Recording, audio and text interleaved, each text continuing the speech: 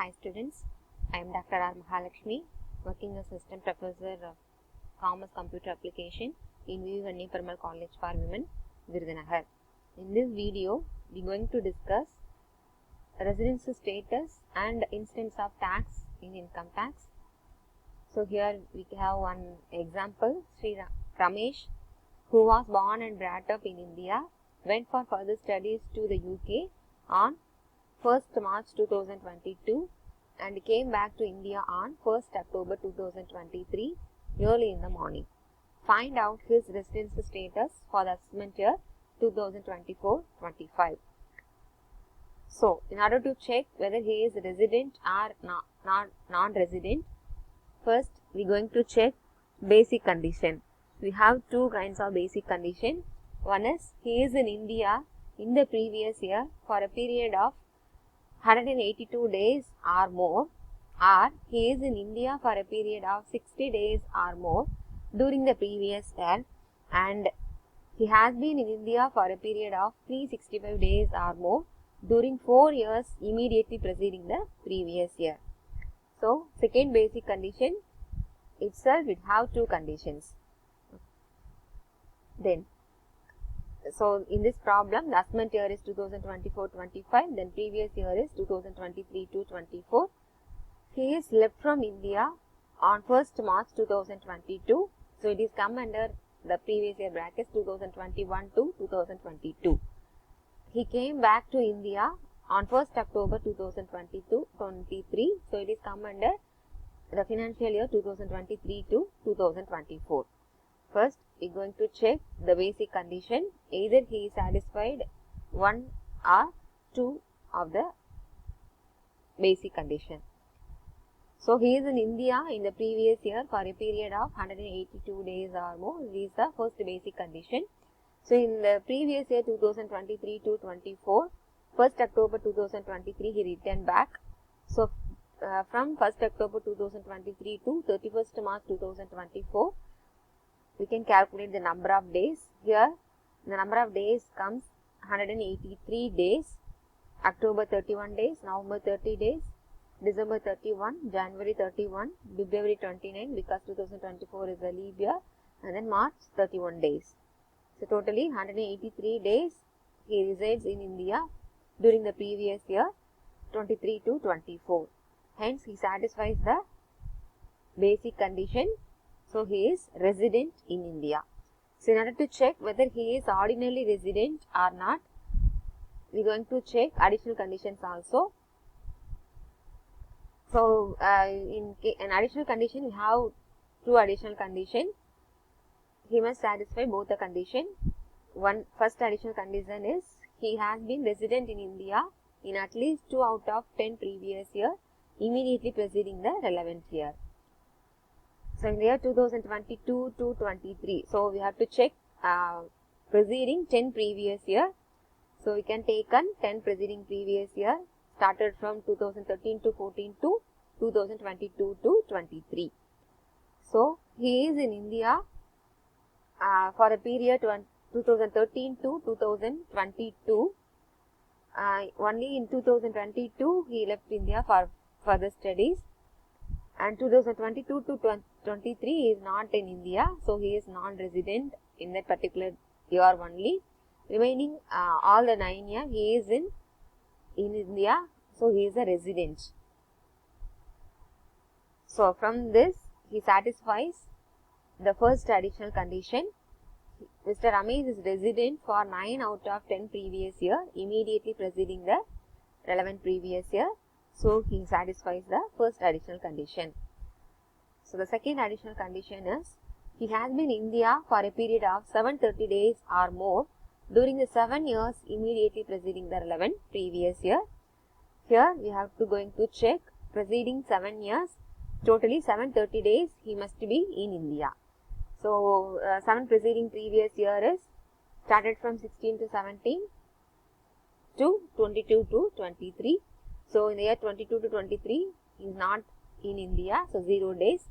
So, remaining year 21 to 22, he is in India 334 days.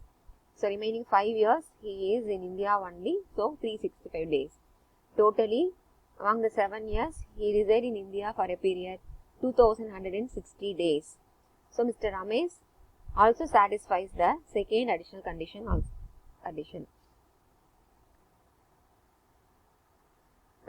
Mr. Ramesh has been in India for a period of 2160 days during 7 years immediately preceding the relevant previous year. So, Mr. Ramesh satisfies the second additional condition. So, conclusion, Mr. Ramesh satisfies both the basic and additional condition, hence he is resident and ordinarily resident. Then,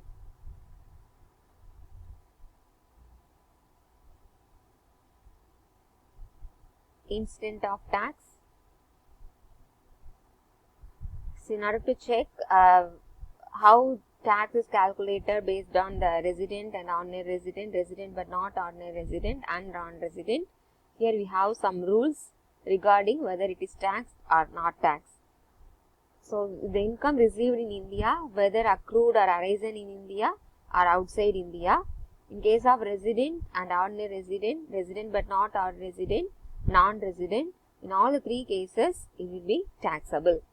Income deemed to be received in India, whether accrued or arisen in India or outside India, it is also taxable for all the resident. So, whether it is a resident, ordinary resident, resident but not ordinary resident and non-resident.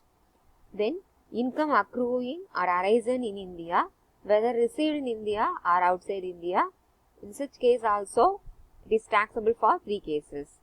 Then, income deemed to accrue or arisen in India, whether received in India or outside India, here also for the three cases it is taxable.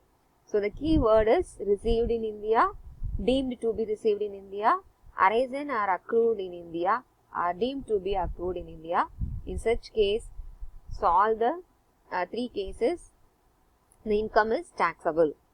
Then fifth condition is income received and accrued or arisen outside India from a business controlled in or profession set up in India.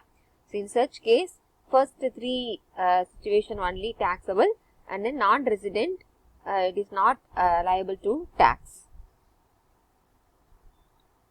Then sixth condition, income received and accrued or arisen outside India from a business controlled outside India or profession set up outside India. So, in case of business or profession, both the control and set up outside India, it is taxable only for resident and ordinary resident.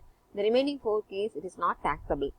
Then seventh condition is income received and accrued or arisen outside India from any other sources. It is also taxable for resident and ordinary resident only, not taxable for resident but not ordinary resident and non-resident. Then eighth condition is income received and accrued or arisen outside India in earlier years but later on remitted to India during the previous year. It is not taxable for the three cases, so it is fully not taxable. So, now we can have one example based on incidence of tax. So, profit from business in England received in India. So, here the key word is received in India. So, for all the three cases it is taxable, rupees 12,000. Then income from house property in Pakistan received in India. Here also we have the keyword received in India. So, it is taxable for three cases. Then income from house property in Bangladesh deposited in a bank there. So, it is the income outside India. So, it is taxable for resident and ordinary resident only, not taxable for resident but not ordinary resident and non-resident. Then profit from business in Indonesia deposited in a bank there but controlled from India. So, this is business outside India but controlled in India. It is taxable for resident and ordinary resident, resident but not ordinary resident, not taxable for non-resident. Then accrued in India, received in Singapore. So, here the keyword is accrued in India. So, it is also taxable for all the cases. Then profit from business in India. So, it is the keyword indirectly given, received in India only. So, it is also taxable for three cases. The last one, past untaxed profit brought into India. So it is not eligible to tax for all the three cases. So the gross total income for resident and non-resident is 44,000. So if an individual, Mr. Ram, is resident but not ordinary resident, the gross total income 40,000. So if he is non-resident, the gross total income for the assessment year 2024-25 is 35,000. Thank you. Hope you understand how we can find out the residential status and incidence of tax in income tax. Thank you.